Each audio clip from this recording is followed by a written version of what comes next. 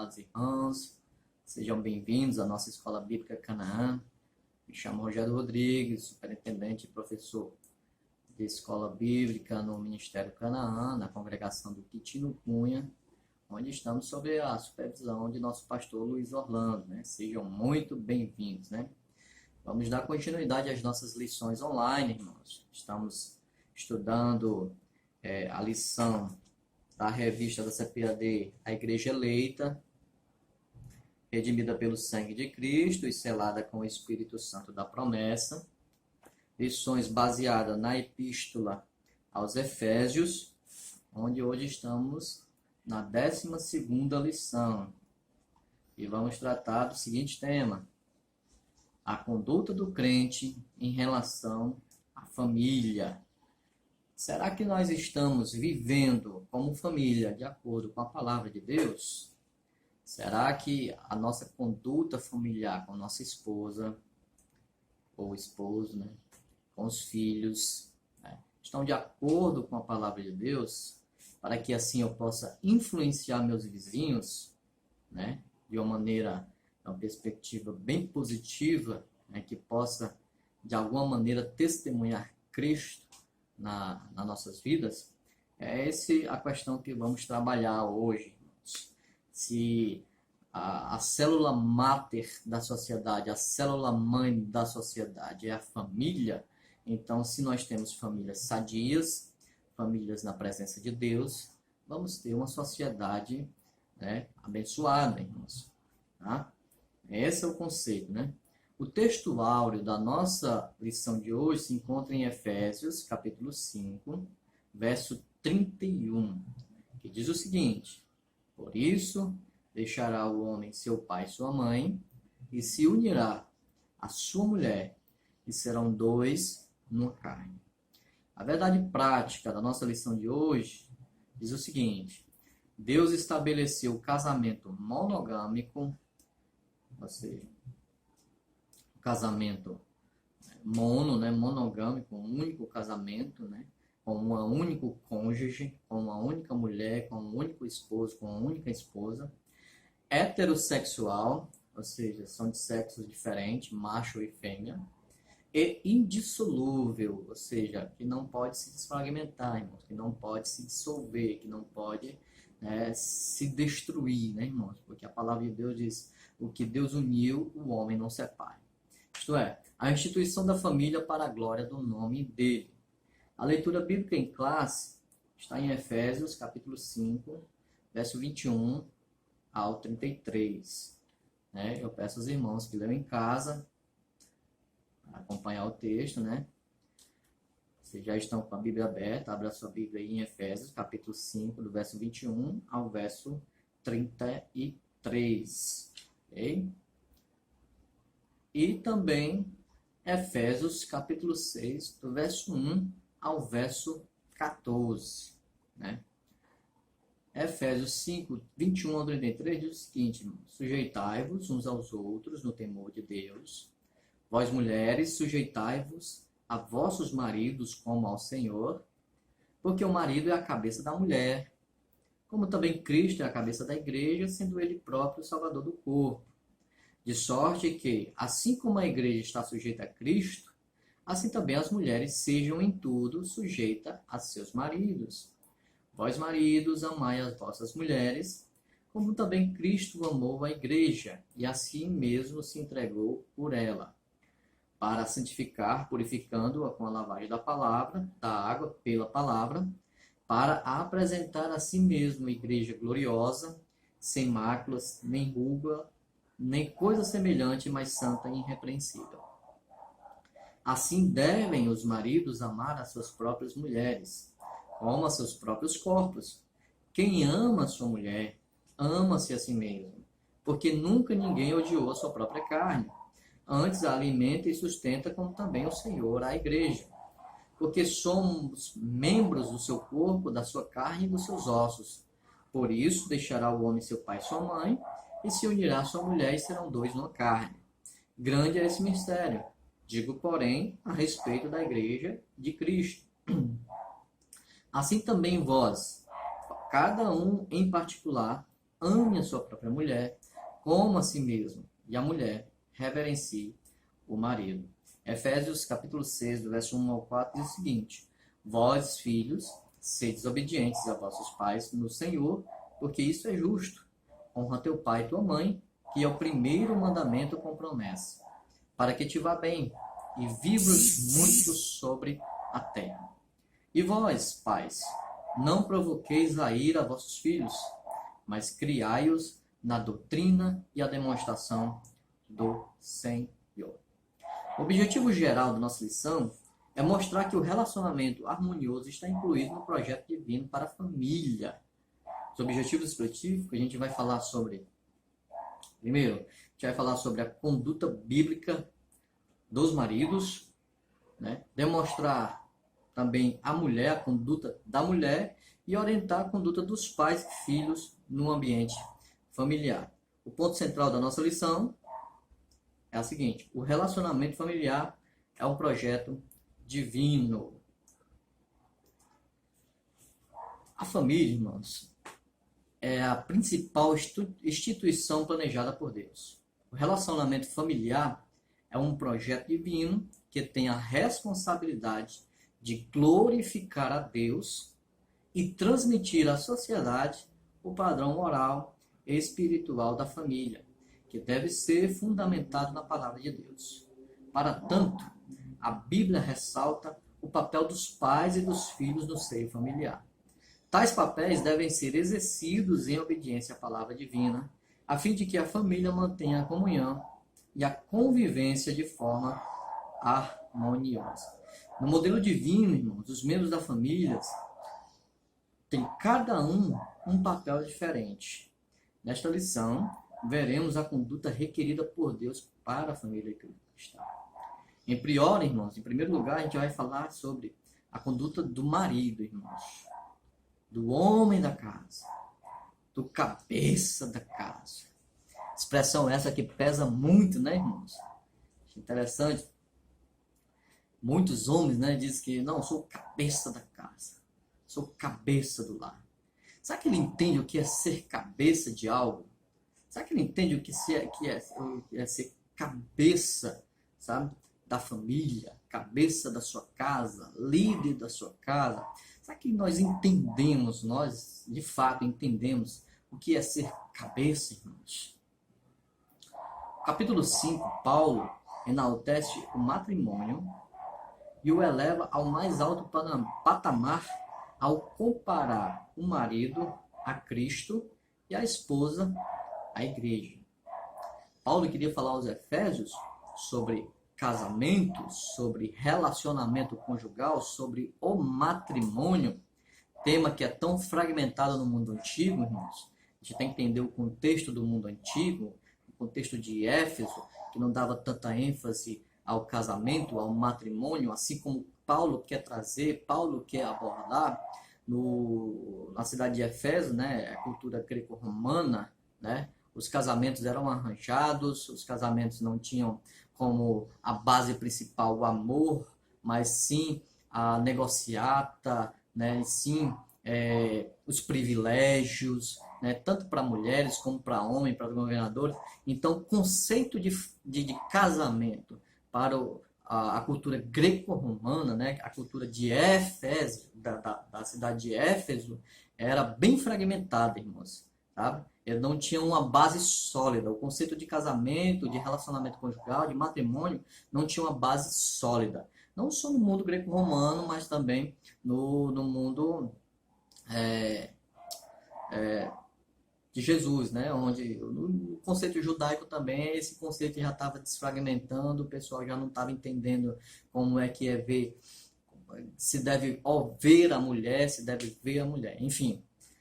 O conceito que Paulo quer trazer do casamento, do matrimônio, ele quer resgatar essas raízes, resgatar esses valores, na verdade, né? E voltar às origens. Por isso o objetivo dessa epístola, desses capítulos, né, do 4 em diante, sobre relacionamento conjugal. Ele quer resgatar isso. Isso que a gente tem que entender, que ele quer resgatar esse padrão, né, esse modelo divino do casamento. Agora vamos ver aqui, ó, o papel do marido como líder da família.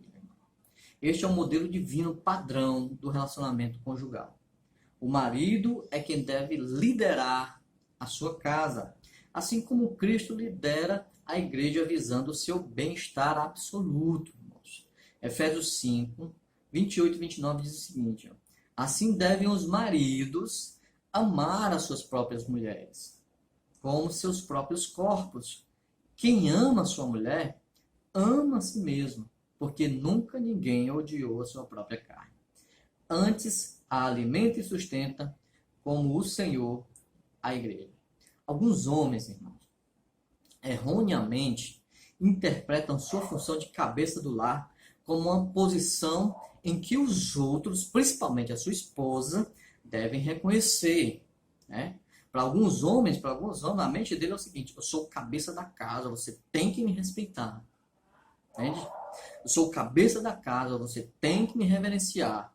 Só que, quando falamos dos deveres dos maridos, queremos enfatizar o papel dele, o homem da casa, que deve cumprir. A questão é, eu sou o cabeça da casa, mas eu estou agindo como cabeça da casa? Eu tenho autoridade de marido, mas eu estou agindo corretamente com essa autoridade? Essa é a questão. É lógico que parte dos deveres da esposa, irmão, é reconhecer e submeter-se a esta posição do marido. Mas há alguns homens que querem que outros reconheçam neles um encargo que eles mesmos nunca assumiram. Forte isso aqui. A negligência de muitos esposos empurram suas mulheres a assumir os deveres e funções que não pertencem a elas. E no final das contas, ainda dizem que ela quer tomar o seu lugar. Em 1 Coríntios capítulo 11, verso 3, diz o seguinte, ó, mas quero que saibais que Cristo é a cabeça de todo o homem, e o homem é a cabeça da mulher, e Deus é a cabeça de Cristo. O assunto, meu irmão, é tão importante que ele dá ênfase nessa expressão. Mas quero que vocês saibam. Quero que vocês saibam. Que ele quer mostrar o padrão, a hierarquia, meu irmão. Quer mostrar a hierarquia bíblica da família, né? Que Deus é o cabeça de Cristo, Cristo é o cabeça do homem e o homem é o cabeça da mulher, irmãos. Aí é isso que ele quer trazer à tona. Não podemos ignorar os princípios divinos para o funcionamento da família.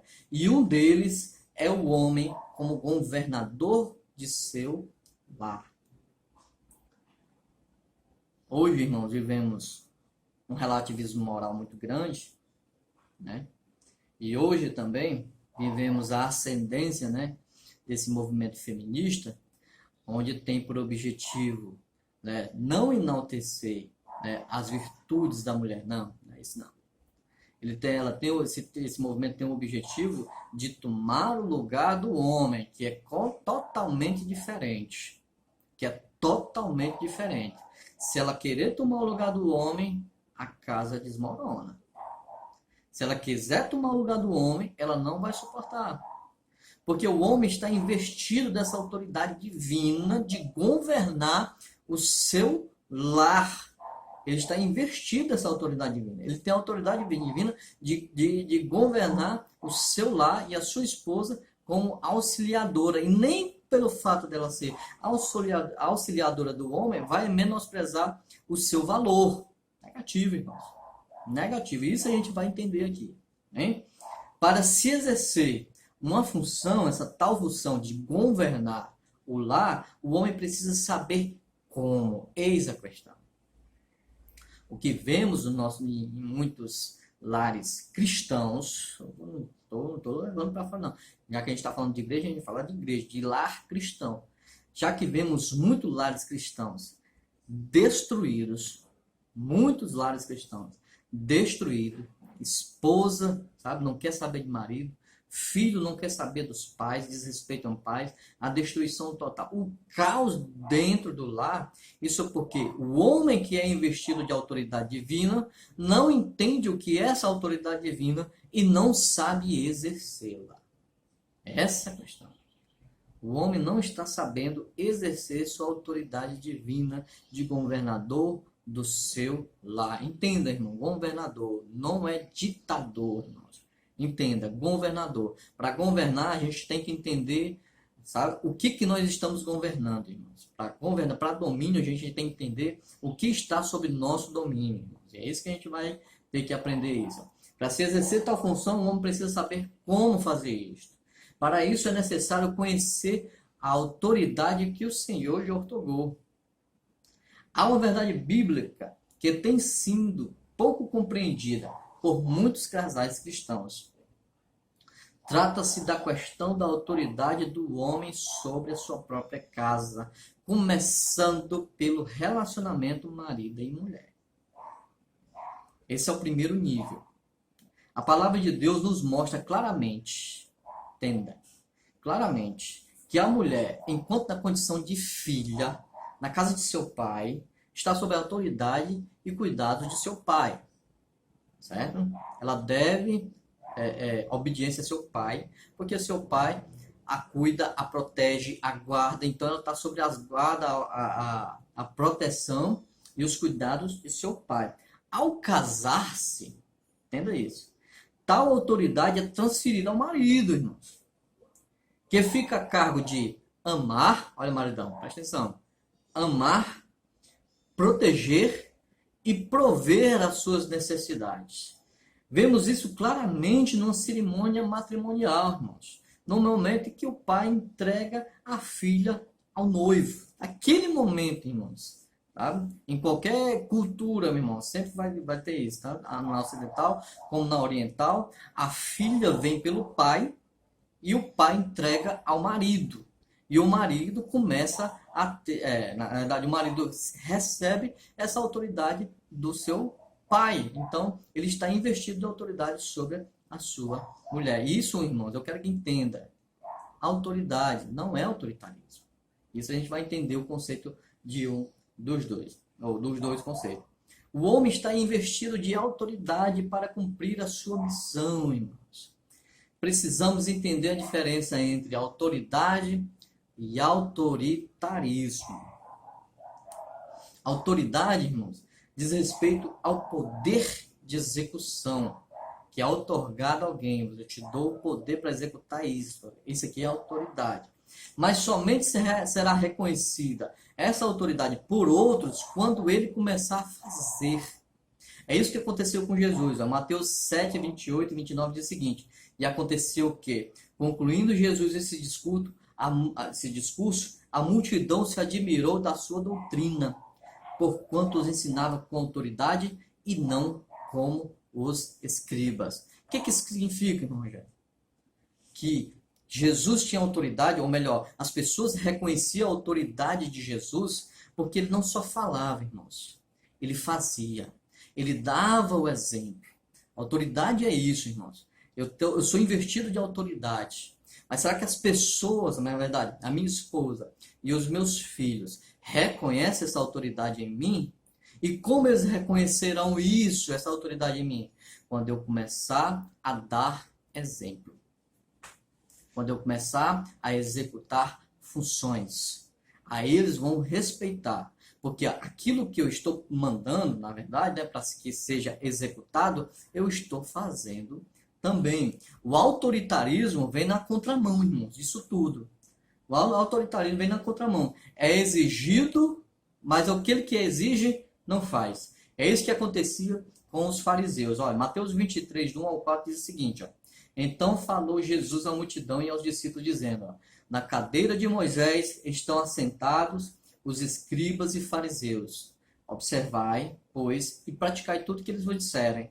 Mas não façam as mesmas coisas que eles fazem, porque eles dizem e não praticam, pois atam fardos pesados e difíceis de suportar e os põem sobre os ombros dos homens, eles, porém, nem com um dedo querem movê-los. Então, autoritarismo, irmão, é eu dizer que eu sou cabeça da casa. Eu digo, ó, faça isso. Eu digo isso aqui pro meu filho. Fazer isso aqui pro meu filho. Não minta, mas eu minto. Então, eu já não tenho autoridade naquilo que eu estou mandando para ele fazer. É isso? Para minha esposa, seja fiel a mim, mas eu não sou fiel a ela. Então, eu já perdi essa autoridade em relação a ela. Entende? Esses exemplos aqui. Então, é isso, irmãos. A autoridade, irmãos. Se a gente quer que os outros reconheçam essa autoridade em nós, a gente tem que primeiro fazer. A gente tem que primeiro fazer. Então, cabeça, viu, maridão? Cabeça com autoridade é isso. Nós fomos investidos de autoridade. Deus nos deu autoridade para sermos cabeça do lar, certo? Mas isso não dá prerrogativas para que nós venhamos servir de autoritarista, ditatorial. Só eu que mando, só eu que falo. Tá? Isso não tem nada a ver com cabeça. E é isso que a gente vai ver a partir de agora. Por que que nós somos cabeça? Sabe? Por que que nós somos cabeça? Primeiro, irmãos, cabeça, irmãos, é o centro do processamento, irmãos. Todas as informações são processadas na cabeça. Vai pegando aí, irmão, devagarinho, viu? Vai pegando aí devagarinho. Todas as informações são processadas na cabeça.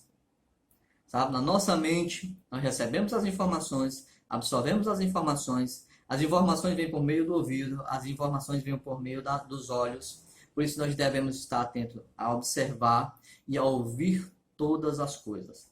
Quantos e quantos maridos, irmãos, como cabeça do lar, não tem enxergado a sua esposa, não tem usado a sua cabeça, ele como cabeça não tem enxergado o seu próprio lar. Quantos e quantos maridos, irmãos, não têm enxergado seus filhos se perdendo, irmãos. Quantos e quantos maridos não têm escutado as lamúrias das suas mulheres, sabe? As reclamações das suas mulheres. Quantos e quantos maridos, meu irmão, têm tapado os ouvidos para os problemas do seu lar e ainda você se intitula cabeça da casa. Irmão, estamos equivocados. A cabeça, meu irmão, é o centro de processamento. Irmão. Todas as informações vêm e a cabeça é que dá, sabe, a direção da decisão a ser tomada, irmãos. Como vamos tomar uma decisão se não estamos escutando o restante do corpo? Que corpo é esse? O corpo da família, meu irmão. Entenda que é o corpo da família. Sua esposa faz parte desse corpo. Seus filhos faz parte desse corpo. A sua casa em si faz parte desse corpo. Todo o ambiente, todo o lar faz parte desse corpo. E você é o cabeça, onde nós venhamos tomar as decisões corretas, irmãos, para o bem-estar da nossa família. Entende isso, querido? Então é isso que é ser cabeça. O cabeça tem 2 ouvidos para escutar a sua esposa. Por que sua esposa está reclamando? Porque ela é murmuradora? Não, irmãos. Tem alguns motivos. Por que seus filhos não falam com você? Porque você não está observando seus filhos. Com quem seus filhos estão andando? Com quem nossos filhos estão andando? Isso tudo é responsabilidade do cabeça, meu irmão. É isso que a gente tem que entender, meu irmão. É isso que a gente tem que observar. Entende? Como se encontra a nossa esposa, irmãos? Como é que se encontra a nossa esposa? Para que foi criada a mulher, irmãos? Acho muito interessante, acho muito lindo mesmo, a maneira de Deus trabalhar, né? Deus chama o homem, Deus forma o homem do pó da terra, coloca no jardim para lavrar e guardar, né? Com todas as delícias, sabe? Um paraíso, não falta nada para o homem, mas o homem está só. Aí Deus vai e fala, não é bom que o homem esteja só. Não é bom que o homem esteja só. Aí vai Deus e leva os animais para a presença do homem. O homem bota aí os nomes nele, com o objetivo de relacionar. Mas esse relacionamento com animais, né, que não são seres inteligentes, né, não completa o homem. O que eu acho interessante é que Deus continua dizendo, não é bom que o homem esteja só. Além dos animais, o homem não está gozando da presença de Deus. Olha aí, mano, que coisa tremenda. Além dos animais, o homem não está gozando da presença de Deus, uma presença, sabe, espiritual. Então está faltando algo ainda no Éden. É isso que eu acho interessante. No Éden, jardim de delícias. Olha aí como é que Deus fala com a gente. O Éden, jardim de delícias, sabe? Tem tudo, tem todo tipo de comida, não falta nada e tal. Não tem fadiga do trabalho, sabe? Que faz a gente ficar descontente no trabalho é a fadiga. Não tem fadiga no trabalho, certo? Não tem fadiga no trabalho. A fadiga, irmão, é o cansaço proveniente, mais do cansaço psicológico. Porque a gente pensa, trabalha e não conquista aquilo que a gente quer. E isso torna fadigante. Não era nem não, meu irmão. Não existia fadiga, porque tudo era do homem. É essa que é a questão. Então o homem é bem sucedido no trabalho, né? Tem tudo dentro do lar e tal, mas está faltando. Tem Deus na vida dele, mas está faltando algo. Aí quem é que está faltando? Um ser semelhante a ele. Tá? Quem está faltando? A mulher. Isso aqui é tremendo. Deus faz um profundo sono cair sobre o homem. Cair sobre o homem. E eu acho interessante é de onde Deus cria a mulher. Deus cria o homem do pó da terra, forma, molda, dá formata ao homem da argila, do pó da terra. E a mulher vem de onde? Da costela do homem. É como se o homem fosse o rabisco e a mulher vem com a obra-prima, sendo a obra-prima aperfeiçoada. Olha que coisa interessante. Mas Deus não tira a mulher, parte do corpo do homem para formar uma mulher, essa parte do corpo do homem não vem da cabeça, para que a mulher se sinta superior a ele. Mas também não vem dos pés, para que a mulher não seja inferior a ele. Mas vem do lado, irmãos, da costela, para que a mulher seja semelhante ao homem, irmãos. Tenha a mesma posição do homem, com papéis diferentes, sim, mas com a mesma posição do homem, do lado, para que ela esteja ao lado dele, não na frente, não atrás, não em cima, não embaixo, mas ao lado do homem, irmão. Isso aqui é formidável. Ao lado do homem. E ao lado do homem onde? Debaixo do braço, irmãos. Para quê, irmãos? Para que o homem proteja a sua esposa. Aonde é, irmão Rogério? Essa costela do lado do coração, irmão. Para quê? Para que o homem ame a sua mulher, irmão. Entenda isso, irmão, de uma forma poética, Deus falando os conceitos desse relacionamento conjugal entre homem e mulher, irmãos. Entre homem e mulher. Isso aqui é formidável. Então você, meu irmão, então nós, eu, você, nós homens, como cabeça do lar, como cabeça da casa. Somos o cabeça da casa por quê, irmãos? Estamos observando as nossas esposas? Ou venhamos nós achar só porque nós damos a comida, a bebida, né? Só porque nós damos onde ela morar, isso é o suficiente para ela? Isso é o suficiente para uma pessoa ser feliz? Só as necessidades básicas? Deus criou o casamento para muito mais do que isso, irmãos. Muito mais do que isso. Qual foi a última vez, irmãos? Qual foi a última vez que nós demos a devida atenção às nossas esposas? Entenda, irmãos. Por trás de um grande homem, tem uma grande mulher. Mas por trás de um homem mal amado, tem uma mulher mais mal amada ainda. Entenda isso, irmãos. Entenda isso. Uma mulher, irmãos, quando o homem dá a devida atenção a ela, pode ficar ciente, irmãos, que ela vai dar o melhor de si para o homem, irmão. Eu acho interessante, irmãos, que nós compreendemos o casamento assim, né? Eu vou me casar com a minha esposa para que eu seja feliz, para que eu seja completo. Errado, irmão. Errado. Eu vou me casar com a minha esposa para que eu a faça feliz. E se ela, meu irmão, tiver a mesma consciência, irmão, isso vai ser um casamento bem sucedido, irmãos. Porque quando dois numa só carne se unem, um é para cuidar do outro. É uma unicidade, irmãos.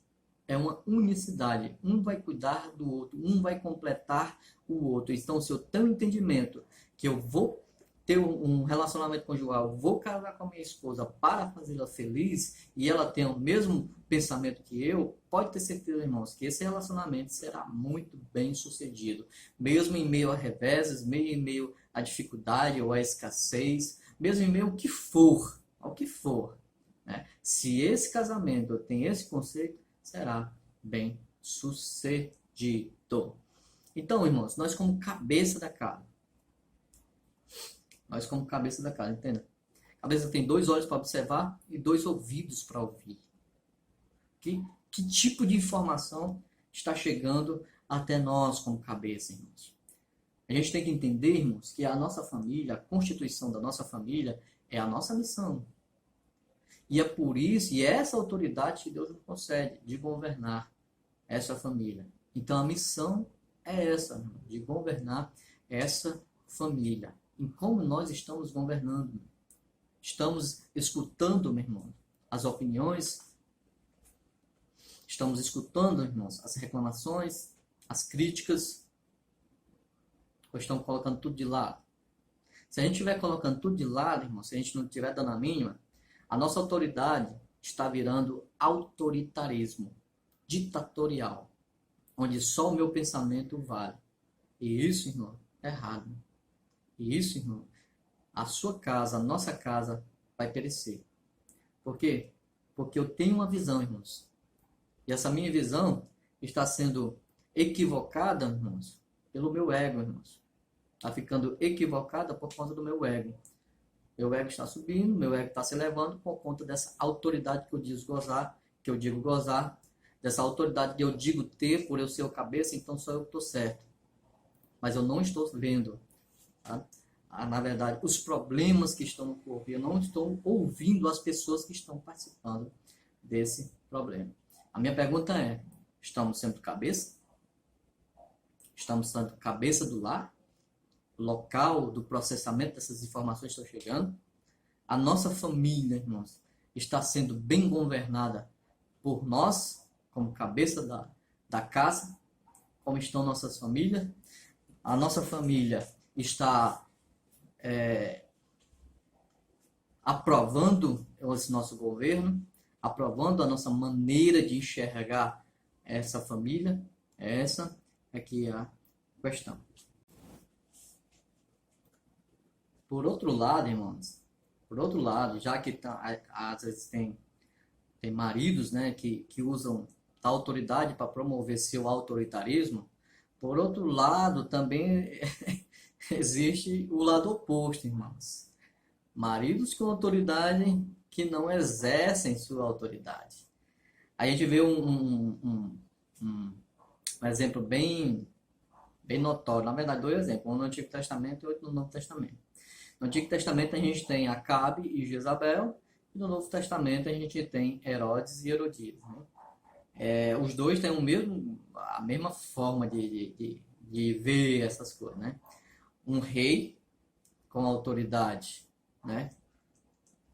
Na verdade, com poder, mas sem autoridade, e uma mulher sem poder, mas com autoridade.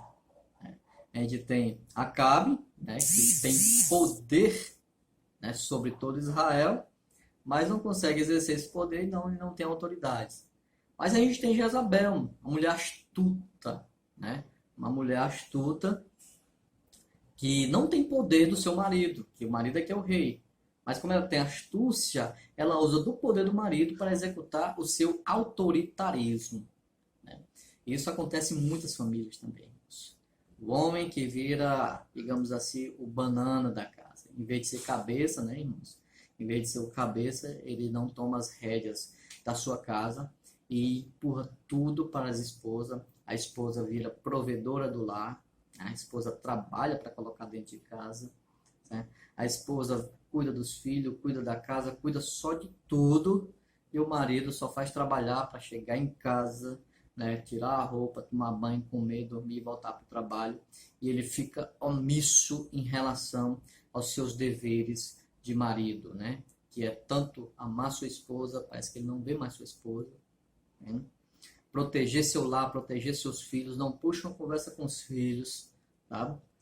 Tem filho adolescente, né, de homem, já entrando numa fase mais difícil da vida, né, e tal, onde os questionamentos vêm na cabeça dos jovens, mas não senta para conversar com ele, né, para saber, para entender, meu filho, o que está acontecendo, né? Então, esses são tipos de maridos que têm autoridade, mas não executam, viram bananas, na verdade, né? Isso aconteceu com Jezabel e com Herodias, né?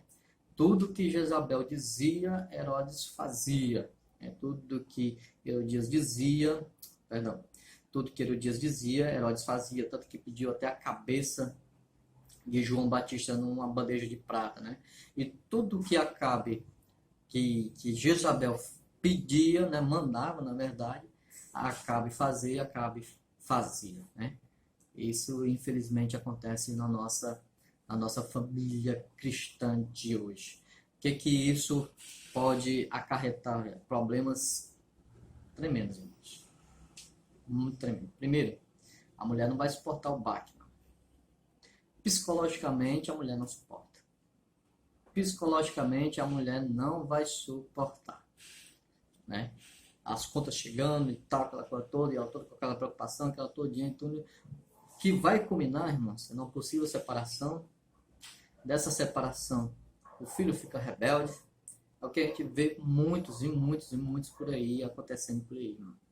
Então, quebra, irmão, quebra o padrão divino, quebra a hierarquia familiar, quebra, irmãos, quebra. E se quebrar princípios, irmãos, quebra a cara, infelizmente, né? Esse é um dos tipos, né? Do outro tipo de maneiras de enxergar essa autoridade, né? De enxergar a primeira é que o marido tem autoridade e exerce essa autoridade com autoritarismo. A segunda agora é que o marido tem autoridade, mas não exerce autoridade e vira um banana. Então, cabeça é liderar. Ser cabeça é entender o corpo, é compreender o corpo, o que o corpo está necessitando. Se levamos uma topada, mesmo que seja um membro menor que seja, que é o dedo, já dói na cabeça mesmo. Já vem informação da dor na cabeça. Já vem informação da dor na cabeça. E a cabeça tem que já pensar em alguma coisa para sanar essa dor. É isso que é ser cabeça, irmãos. Se não está sentindo a dor do corpo, irmãos, infelizmente você não é cabeça, meu filho. Infelizmente nós não somos cabeça. Se não estamos sentindo a dor do corpo, nós não somos cabeça, irmãos. Pode ser qualquer coisa no corpo, menos o cabeça, irmãos. Interessante que um princípio para que a gente seja um bom líder, para que a gente seja o cabeça do lar, o principal princípio que a gente tem que ter, irmãos, é o amor. É o amor. Observe, irmão, o exemplo que o apóstolo Paulo dá. Que Cristo amou a igreja e a si mesmo se entregou por ela, assim devem os maridos amar as vossas mulheres. As vossas mulheres. Não só as vossas mulheres, mas as vossas famílias, irmãos. Então, irmão, o ponto principal, meu irmão, desse convívio harmonioso, irmãos, é o amor, irmãos. E o que é amor, irmãos? Sabe que o amor é o que eu sentia pela minha esposa quando eu estava namorando com ela? Não, irmão. Você estava apaixonado. Você estava apaixonado. Como é que você sabe isso, irmão? Porque quando a gente está apaixonado, a gente não enxerga defeito em ninguém. A gente não enxerga defeito em ninguém. Quando a gente está apaixonado, a gente só vê qualidades. E é isso que você via na sua esposa. ponto de você tomar a sua decisão para se casar. Quando casou, começou a ver o defeito. É isso? Se continuar, irmãos, se você continuar com ela, assim como eu estou com, um exemplo, minha esposa, estou com 15 anos com ela, nós suportando-nos uns aos outros, um ao outro, em amor, isso, o que era paixão, o que eu não via como defeito, e agora eu estou vendo os defeitos dela, se eu estou suportando, eu estou aprendendo a amá-la com seus defeitos. Por quê? Porque eu tenho a responsabilidade, nós temos a responsabilidade de formarmos uma família, tanto eu como ela, irmãos. Quero que você entenda isso, irmãos. Quando Jesus foi perguntado pelos discípulos a respeito, né, do divórcio, né, Jesus falou, ó, não é assim igual no princípio. No princípio Deus disse, né, que o que ele uniu não separa o homem. Né? O homem sair do seu pai e sua mãe e iniciar sua mulher e serão uma só carne. Casamento indissolúvel. Casou, meu irmão, é até o final. É até que a morte o separe segundo os seus votos. Né? Olha a resposta dos discípulos. Né? Se ficar assim angustiado, vixe, se assim é a condição do homem em relação à mulher, então é melhor que a gente não se case, né? Por quê, meu irmão? Porque o conceito daquela época em relação à mulher servia pelo menos para duas coisas. Para duas coisas. Por prazer sexual e para procriação, irmão. Jesus vem na contramão dessa cultura, meu irmão, vem nessa contracultura para estabelecer o lugar da mulher, meu irmão. Nesse relacionamento conjugal, no matrimônio, que são dois numa só carne. São dois numa só carne. E o que Deus separa, o que Deus une, não separe o homem. E os discípulos não compreendiam isso. Aí Jesus vem com uma parábola dizendo, ó, são poucos, nem todo mundo podem receber essa palavra. Nem todo mundo podem compreender esse princípio. Porque Jesus não dá ensinamentos aleatórios, ele dá princípios de vida. Nem todo mundo pode compreender esse princípio. Nem todo mundo pode compreender essa palavra. Mas há eunucos que assim mesmo se fazem eunucos. Há eunucos que são eunucos por causa do reino de Deus. E há eunucos que são eunucos porque os seus senhores fizeram dele eunucos. Sabe o que é eunucos, irmãos? É um homem castrado que não tem uma libido sexual. Ele diz que, ele faz essa comparação por meio dessa parábola, que o relacionamento conjugal, o casamento, é uma responsabilidade tão absurda, meu irmão, tão grande, sabe? Se você casou, tem que ir até o final, que ele compara isso a ser eunuco, irmão. Se o cara é eunuco, meu irmão, ele é eunuco para a vida toda, meu irmão. Não tem como voltar não, meu irmão.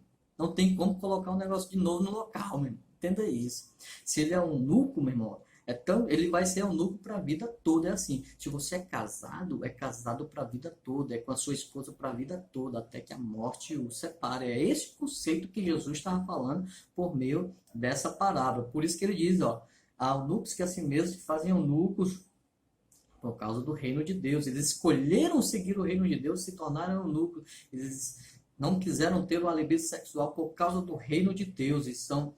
como é que se chama a palavrinha? Eles se abstêm da sexualidade por causa do reino de Deus. Né? E há eunucos que os seus senhores fizeram dele eunuco para cuidar das esposas, né? Para que ele não tenha desejo pelas esposas do seu senhor. Enfim, a questão é, se é para casar para a vida toda, irmãos.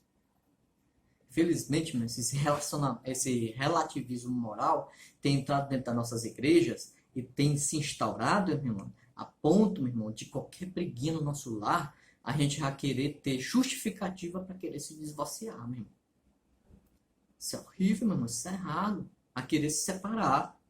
Qualquer briga, qualquer dificuldade no lar, dificuldade financeira, aí o cara tá no trabalho, né? Tá no trabalho, já tá com dificuldade no lar, tá brigando com a mulher todo dia, chega uma jovenzinha bonita que lhe chama a atenção e começa a dar em cima dele, aí ele já tem a justificativa porque a mulher tá brigada com ele e eles não têm estão tendo relacionamento conjugal sadio, sexual sadio, e começa a ter justificativa para ter que adulterar, para ter que te atrair, e ainda vai dizer assim, não, é porque você faz isso, colocar a culpa toda na mulher.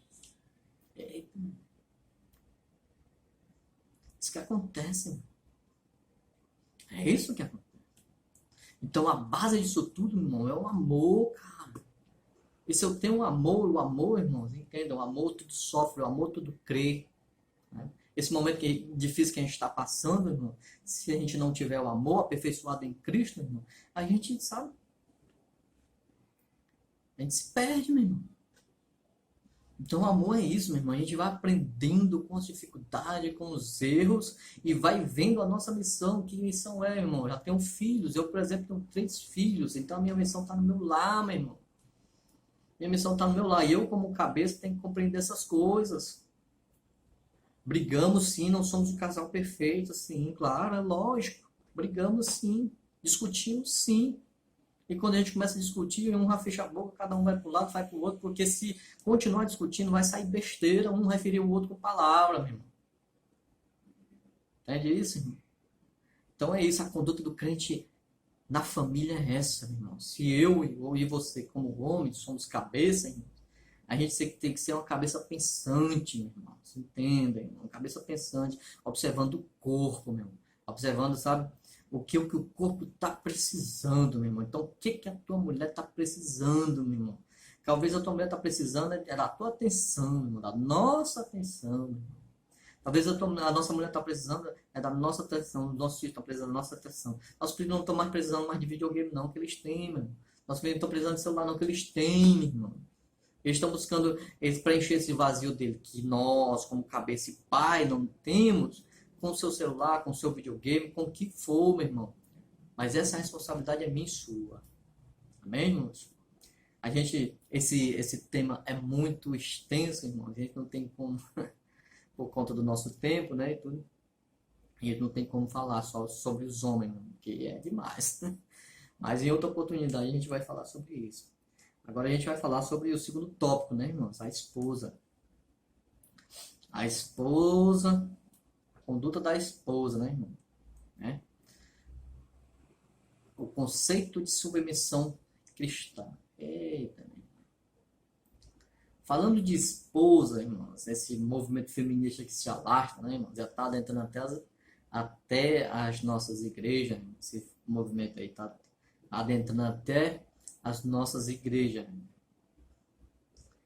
E eles não querem resgatar, né, o papel da mulher. Não. Ela quer tomar o lugar do homem. Como eu já falei aqui, são princípios. Se quebra o princípio, meu irmão, se desestrutura tudo. Então, se a mulher tomar o lugar do homem, desestrutura tudo. Então, só o que vai perder é a família sobre a face da terra. Então, o conceito de submissão é o seguinte, irmãos. A gente tem que entender o seguinte. Submissão. Submissão. Debaixo da mesma missão, irmão. Submissão não é subserviência, não, irmão. Não é subordinação, não, irmão. Não é trabalho escravo, não, irmão. Não é ser escrava do marido, não, irmão. Submissão, irmãs, é estar debaixo da mesma missão. Que missão é essa? Família, certo? Se o marido é o cabeça e está investido de autoridade, e a gente tem que lembrar uma coisa também, a quem mais se dá autoridade, mais é cobrado. Entenda isso, irmãzinha. Se o marido está investido de autoridade, essa autoridade não é privilégio, essa autoridade é poder de execução, muitos entendem como privilégio, para o seu cabeça casa, nada, essa autoridade aqui lhe dá cada vez mais responsabilidade. Se lembra do Éden, irmãos? Quem foi que foi enganado? Segundo 1 Coríntios capítulo 11, verso 3. Quem foi enganado não foi o homem, foi a mulher que foi enganada, e ela comeu e deu ao seu marido e ele comeu conscientemente. Quem enganada foi a mulher. Por isso que quando Deus vem inquirir, saber o que está acontecendo, né? Saber o que vai estar acontecendo, quando ele passeia pelo jardim, ele vem procurando quem? A mulher? Não. Ele vem procurando o homem. Ele vem procurando o homem. Por quê? Porque o homem é responsável pelo Éden. Então, com mais autoridade, mais responsabilidade. Então, se estamos todos debaixo da mesma missão, que é a família, por isso que é submissão, a mulher tem que ser submissa ao marido, porque o marido é o cabeça. Sobre o marido está a responsabilidade principal, irmão. Tudo que o seu marido é o testa de ferro, irmão. Tudo que vier vai vir para cima dele. É ele que vai ter que dar conta das coisas que está acontecendo na sua família. Por isso que a mulher não tem suporte psicológico para suportar todas as guerras de uma família. O homem tem. Por quê? Porque a mulher é subjetiva, irmãos. A mulher é mais dada ao sentimentalismo e o homem é mais dada à exatidão das coisas, à razão das coisas. Por isso que psicologicamente o homem suporta mais essas lutas. E a mulher não. E a mulher, sabe, declina, a mulher, sabe, cai. Por quê? Porque ela é subjetiva. E o homem é mais razão. Entende isso? Então, submissão, estão debaixo da mesma missão, Sobre o homem está investida a autoridade, sobre o homem vem um peso de responsabilidade maior. O que a mulher é, irmãos? É sua auxiliadora, a sua ajudadora, que dá suporte. Qual é a missão da mulher, irmão Rogério? Dar suporte ao homem, cara. Dar suporte ao homem. Suporte psicológico. O homem é responsável por prover o lar, proteger o lar e amar a família. Hein? Aí prover o lar, vai trabalhar, né? Todo dia e tal, aquela coisa toda. Proteger também. Enfim, essa é a missão do homem. A missão da mulher, dar suporte ao homem.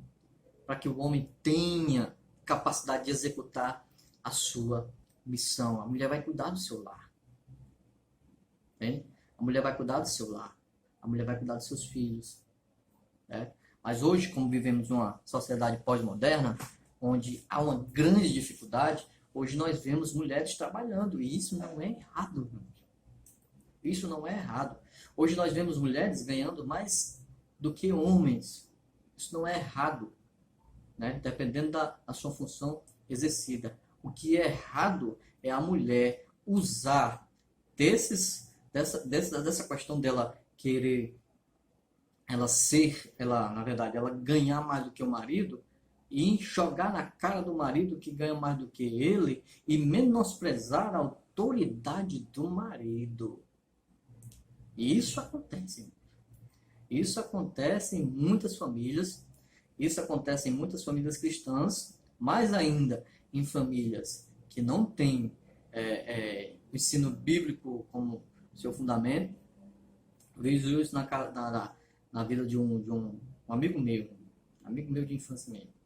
A mulher ganha o triplo que ele ganha. Rapaz, a vida dele é um inferno. É um inferno. Ele trabalha fora, né?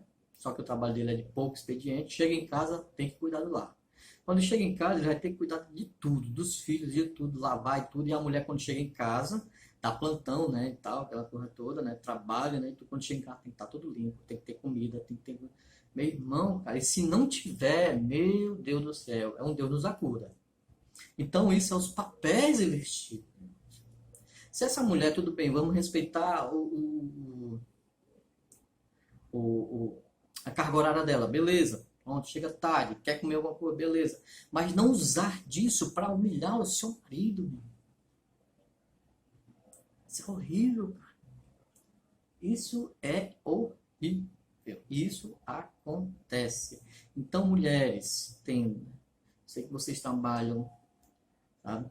Talvez vocês trabalhem, talvez vocês ganhem mais do que os seus maridos. Mas entendam, gente. Entendam. Não use disso para humilhar seus maridos. Respeite seus maridos. Respeitem seus maridos. Respeitem a autoridade de seus maridos. E vocês são o suporte dele. Imaginou você humilhando seu marido, irmãos? Qual o suporte psicológico ele vai ter, irmãos? Para dar continuidade nessa missão chamada família. Né? Difícil, difícil. Então a mulher, irmãos, que é submissa ao marido, ela entende a missão do marido e dá suporte ao marido, irmãos. Né? Dá suporte ao marido. E isso, essa questão de dar suporte ao marido, irmãos, de dar suporte ao marido, é reverenciar, reconhecer o marido como o cabeça. Reconhecer o marido como o cabeça. A gente tem que entender que a mulher, que é o suporte do marido, é o suporte espiritual. Quer ser uma mulher de Deus? Dê suporte espiritual ao seu marido. Quantas e quantas vezes você orou já pelo seu marido? Qual foi a última vez que você orou pelo seu marido? Qual foi a última vez, né, que você intercedeu por ele? Tem uns amigos, sabe, cristãos, sabe? Acho interessante o jeito deles, sabe? Ele trabalha fora, né, e tudo. Aí teve uma certa vez que ele estava sofrendo assédio, né? Sofrendo assédio lá no trabalho dele lá. Uma mulher dando em cima dele, né?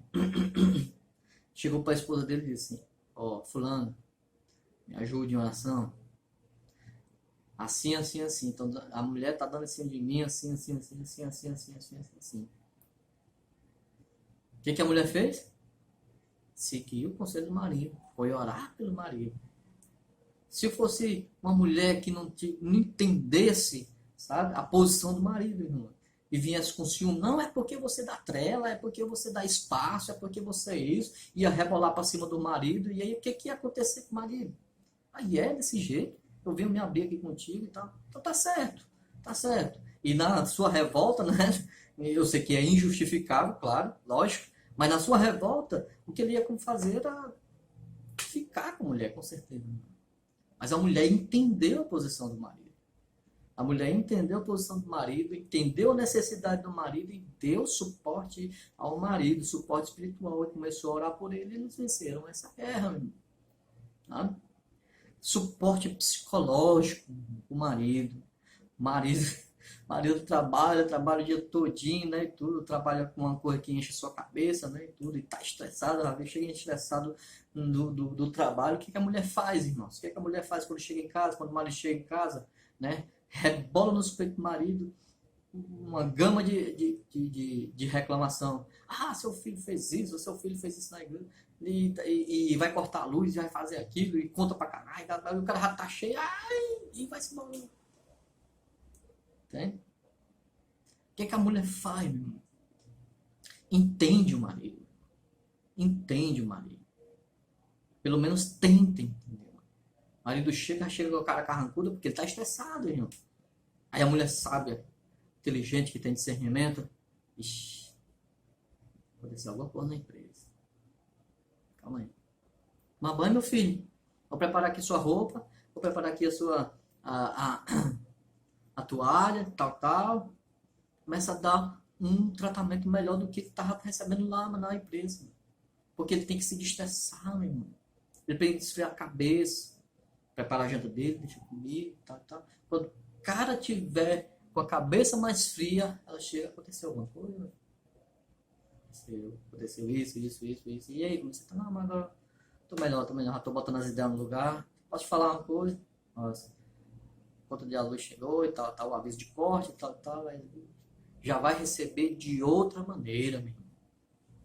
Entende isso, irmão? Suporte psicológico. Tá?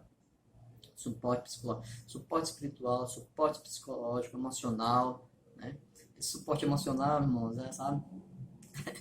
Mas eu achei graça também, né?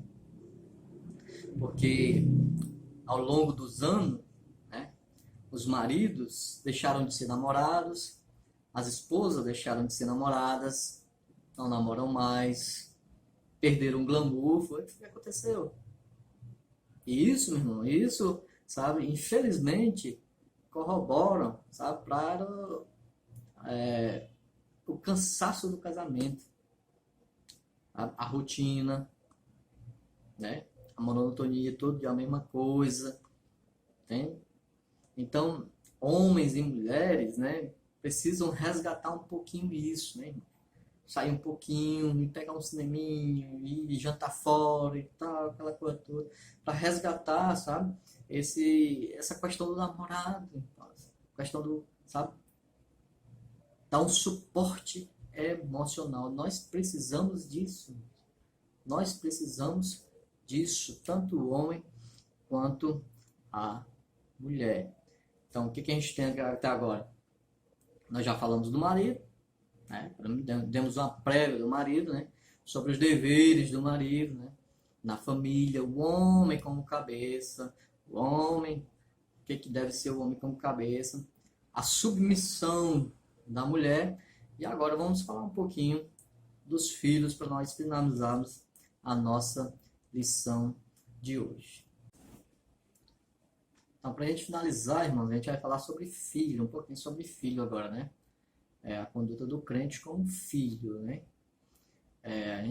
Em priori, a gente vai falar sobre a responsabilidade dos pais em relação aos seus filhos, né? A Bíblia diz que os filhos são herança do Senhor, né? Os pais devem criar seus filhos na doutrina e a demonstração do Senhor, né? Ensina o teu filho no caminho em que deve andar, e quando ele ficar mais velho, não se desviará, né? Esse provérbio, né? Então é o seguinte: ensinar no caminho, não o caminho, não apontar o caminho, né? Isso é uma diferença muito grande. Por quê? Porque fala com aquele conceito de Jesus, né? Que a pessoa vendo Jesus das instruções, né? Tudo, e dizia, olha, ele ensina como quem tem autoridade, não como os escribas, né? Se a gente enxerga os nossos filhos igual os escribas enxergavam os fiéis, nós estamos fazendo errado, né? A gente está mandando ele fazer e não faz o que a gente manda. Por isso que o ensinamento bíblico é: ensina o teu filho no caminho em que deves andar. Então, o camarada está caminhando com seu filho, né? Vai passando pelo bar, né? Se ele tem um exemplo de bebida, né? Meu filho bebe muito tempo, sabe? Maltratava sua mãe. Olha como é que eles ficam. Olha como é que eles ficam. Isso não é agradável nem para a sociedade, nem para, muito menos para Deus. Enfim, ele está dando ensinamentos, observando o caminho, né? Meu filho, ó, esse caminho aqui, ó, olha aquelas mulheres, o que elas querem? Elas só querem destruir a vida das pessoas, cuidado e tal. Enfim, são ensinamentos de vida que estão seguindo no caminho. Então, eles apontarem os erros, mostrar as consequências, é isso que é ensinar, e não dizer não faça isso, não faça aquilo, não faça aquilo, não faça aquilo, não faça aquilo. Por quê? Porque vai aguçar a curiosidade do camarada, do jovem. Por que meu pai disse que não é para fazer isso? Aí o camarada, por curiosidade, vai e faz só para ver a consequência, porque ele não sabe por que está acontecendo. Então, um ensinamento sadio, irmãos, tem que vir com exemplos. Se eu só jogar na latinha do camarada, se eu jogar lá na cabeça do camarada, isso vai aguçar mais curiosidade. Entende isso? Enfim, nós como pais temos a responsabilidade de criar os nossos filhos no temor do Senhor. E gerar nos nossos filhos o temor do Senhor. Para que eles possam influenciar pessoas, irmãos. Por exemplo, nossos filhos, nós não vamos participar das escolas de nossos filhos. Nós não vamos estar lá todas as vezes. Nós não vamos estar lá na hora do recreio. Nós não vamos estar lá na hora lá do intervalo, lá onde chegam pessoas, chegam crianças, chegam outros, né, adolescentes e tal e tal. assim como eu fui influenciado também, eu quando era jovem, né? Tu chegar aos adolescentes, chegar fumando cigarro, e eu tinha curiosidade de fumar cigarro com ele na hora do recreio, né? Quando depois de cigarro passou para maconha e tal, aquela coisa toda. Então, tudo isso aqui é o poder da influência, irmãos. Então, o que que a gente tem que fazer com nossos filhos? Né? Implantar, enclausurar na cabeça deles nossos princípios bíblicos, nossos princípios cristãos, nossos princípios de vida, para que quando eles chegarem lá, sabe, eles já estejam fundamentados e firmados naquilo, né, que seus pais acreditam, né? Por isso que Josué diz assim, né, Josué falando de família, né, já quase estabelecidas as tribos e tal, né, aquela coisa toda, e chega todo o povo e chama, olha, se vocês quiserem voltar e servir aos deuses de seus pais, né, de Abraão, de U e tal, aquela coisa toda, se vocês quiserem fazer isso, façam. Eu e minha casa serviremos ao Senhor. Ou seja, Josué estava tomando a responsabilidade de implantar na sua família, né, a fé no Deus que os deu Canaã, os Deus dos deuses, né, do Deus de Abraão, de Isaac e de Jacó, né? Ele estava trazendo a responsabilidade, ó, eu vou implantar essa fé na minha família, na minha esposa, dos meus filhos, eu vou ter essa responsabilidade. Assim somos nós também, é nossa responsabilidade. A gente muitas vezes fala, eu e minha casa servimos ao Senhor. Será que serve mesmo? Só você? Porque a casa é toda. A casa é a mãe, né, o esposo, a esposa e os filhos. Como estão nossos filhos? Estão servindo ao Senhor ou estão indo para a igreja? Os princípios da palavra de Deus estão inseridos na sua alma? Ou está só o meu mandamento ditatorial, né? Você tem que ir para a igreja, você tem que ir fazer isso e tal. Mas por que que ele tem que ir para a igreja? Por que que ele tem que ir para a igreja? Você tem que ler a Bíblia, tem que fazer isso, tem que fazer, mas por quê? Se ele não vê o pai dele fazendo, se ele não vê a mãe dele fazendo, você tem que orar, ele não vê a mãe dele fazendo, ele não vê o pai dele fazendo, orando, não tem exemplo dentro de casa, para que que ele vai fazer? Só se for uma obra de Deus mesmo assim, do Espírito Santo tomar aquela criança, aquele jovem, né, como referencial dentro da sua casa. Só se for. Por quê? Porque os filhos têm que ver o exemplo de seus pais, irmãos. Se somos servos de Deus, se servimos seriamente a Deus, sinceramente a Deus, então nossos filhos têm que ver esse exemplo dentro do nosso lar, né? E essa é a maneira de nós, sabe, cuidarmos de nossos filhos, sabe? Implantarmos a nossa fé no nosso filho, dando o nosso exemplo. Cultos domésticos, mas que a gente só tem culto dentro da igreja, né? Que a gente só tem culto dentro da igreja, né? Então, cultos domésticos, irmãos. Isso é muito importante. Muito importante. No nosso lar, irmãos, a conduta que nós temos que ter com nossos filhos, né? Acho que a gente já perdeu muito. Acho que muitas casas cristãs nós não tem isso, né? Almoçar na mesa de jantar. Eita. Nós, irmão, durante muito tempo aqui, mesmo, nós fazíamos o contrário, irmão. Nós éramos cristãos e tal, beleza, mas não servíamos a Cristo. Porque servir é praticar. Cada um pegava seu prato e ia para frente da televisão. Cada um pegava seu prato e ia para o celular. Cada um seu prato e ia para o computador. Cadê, meu irmão, essa comunhão na hora do almoço? Na hora da refeição?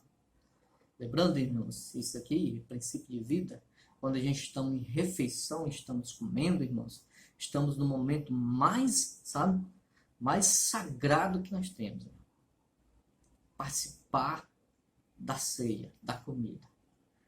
E a família toda. Daquilo que nos faz continuar vivendo, comer, se alimentar, até a ceia, até a comunhão. Ali é o momento, irmãos. Chega lá, senta na mesa, senta os filhos. O que acontece? Vão todo mundo para o prato, orar, meu irmão, dar graças a Deus. Tudo isso aqui é princípio, irmãos. Tudo isso aqui é princípios.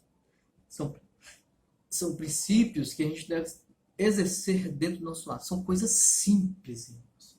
Coisas simples. O problema é que a gente quer sempre as coisas mais difíceis. Por exemplo, o problema é que a gente quer sofisticar as coisas. O apóstolo Paulo dizia assim, ó, eu não me canso de falar as mesmas coisas para vocês, até que Cristo seja formado em vocês. Mas a gente sempre quer coisa nova, a gente quer sempre inovar, a gente quer sempre coisa diferente, e por isso que a gente se perde, meu irmão. Por quê? Porque aquilo que é novo não está mais satisfazendo. E a gente vai procurando coisas, renovar, e vai perdendo princípios. Então, esses são princípios, irmãos. Princípio de comunhão, de unidade dentro da lar, irmão, com seus filhos, olhando olho no olho, olhando para o seu filho, olhando para o outro, vendo um comer, vendo outro comer, conversando, rendendo graças a Deus. E isso nós estamos fazendo, irmãos. Se nós não fizermos isso, se nós não entrelaçarmos nossos filhos nesse laço, meu irmão, o mundo vai fazer. O mundo vai fazer. Então, essa é a nossa responsabilidade, pais.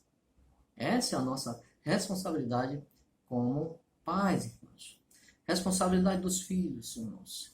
Obedecer seus pais e honrarem seus pais. Tá? Obedecer seus pais. Obedecer, meu irmão, é reconhecer a autoridade que está sobre si. É reconhecer a autoridade que está sobre mim. Então, se eu como pai, eu como cabeça, estou exercendo a minha autoridade, né? Ele está vendo o meu exemplo como o dono da casa, como o governador da casa, o governador do lar, que se preocupa com o corpo, que se preocupa com a vida dele, que se preocupa com a vida da sua mãe, enfim, que se preocupa com esta casa, ele está vendo toda a nossa luta, toda a nossa dificuldade, então ele vai respeitar. Então ele vai respeitar, vai gerar nele um respeito, sabe, pela sua mãe, pelo seu pai, que estão dando a vida para que ele continue, né, a crescer, continue nesta vida. Então, eles só vão conseguir enxergar essas coisas na gente se a gente começar a executar. Então, qual o dever do filho? Obedecer ao pai. Como vem essa obediência ao pai? Quando damos exemplo, né? Qual o dever do filho, irmão? Honrar seu pai e sua mãe. Honrar os pais que são o primeiro mandamento com promessa, para que se prolongue os teus dias de vida.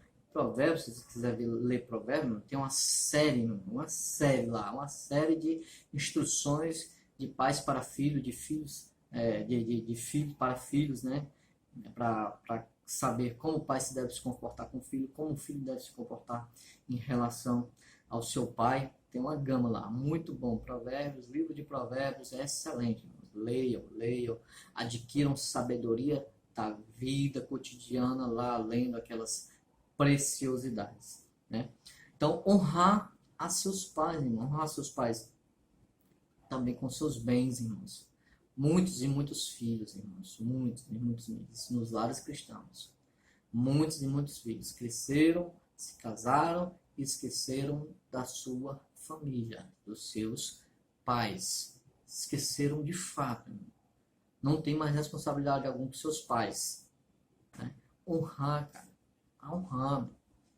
Lembrar seu pai e sua mãe, sabe? Penaram nessa vida para te dar, sabe, o que você tem hoje, irmão. Então lembre, reverencie seus pais, irmãos. Reverencie o seu pai. Lembre dos seus pais, do esforço que seus pais fizeram por você, irmão. Tá? Seu pai pode estar precisando, sua mãe pode estar precisando de remédio, pode estar doente, você não dá nenhuma ligação, meu irmão. Você acha que você está honrando seu pai, que é o primeiro mandamento com promessa? Com promessa? Não, não está dando, meu irmão. Não está dando honra a quem tem honra, porque ele tem a honra, porque ele lhe criou, porque ele nos criou. Entende isso? Então, honrar, meu irmão. A gente às vezes fica velho, não, mas agora eu tenho meus filhos, sim, mas eles não deixaram de ser seus pais. A Bíblia diz que se nós abandonarmos os nossos, principalmente as nossas famílias, somos os mais na verdade, somos piores do que os infiéis. É mesmo, porque tem caba no mundo, meu irmão, que tem seus pais velhinhos, o cara tem condição, tem tudo, o cara tem condição, tem tudo, mas seus velhinhos, seus pais velhinhos, meu irmão, tem a atenção dele, meu irmão. Seus pais velhinhos, sabe, eles honram com os seus pais, tá? Tem a presença deles lá. Parece que a gente vai na presença do nosso pai só em datas comemorativas, em Dia das Mães, Dia dos Pais, ou aniversário. E olhe lá, meu irmão, a gente não tira um tempinho para nós irmos nos nossos pais de novo, sabe? Em relação ao adolescente, aos pais também, honrem a seus pais, meus queridos. Honrem a seus pais, que é o primeiro mandamento com promessa.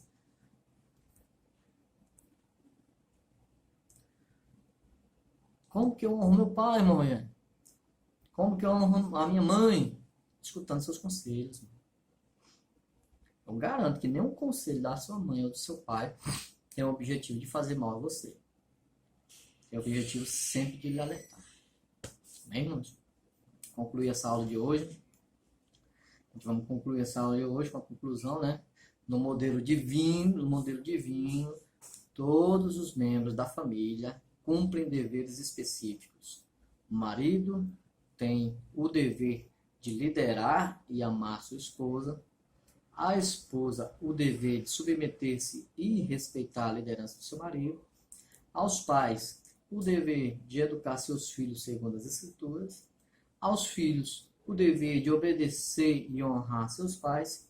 Assim, o amor, o respeito mútuo e a prosperidade fazem parte da família que se porta conforme Deus planejou.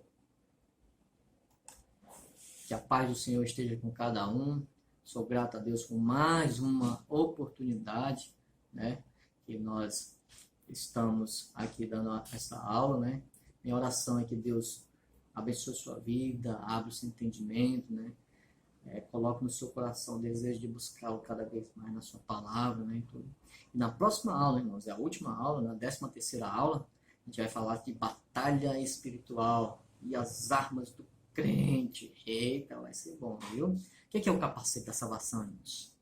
Qual a nossa posição nessa batalha espiritual? Como nós nos encontramos nessa batalha espiritual? O que é batalha espiritual? Que campo de guerra é esse? Isso e outras coisas a gente vai aprender na nossa próxima aula, né? No próximo domingo, se Deus quiser. Conto com a presença de todos. Que Deus nos abençoe em nome de Jesus. Lembrando, irmãos, agradeço, né, cada um, né, que se inscreveu no nosso canal, que curtiu as nossas aulas, mas eu continuo pedindo, irmãos, continue comentando, dê suas sugestões, faça esse feedback pra gente, né, pra gente melhorar as nossas aulas cada vez mais, continue compartilhando nas suas redes sociais, né, faça crescer nosso canal, né, e vão curtindo, vão compartilhando, vai falando pros amigos, tá tendo a escola bíblica, enfim, vai divulgando nosso trabalho, que Deus o abençoe, em nome de Jesus. Amém.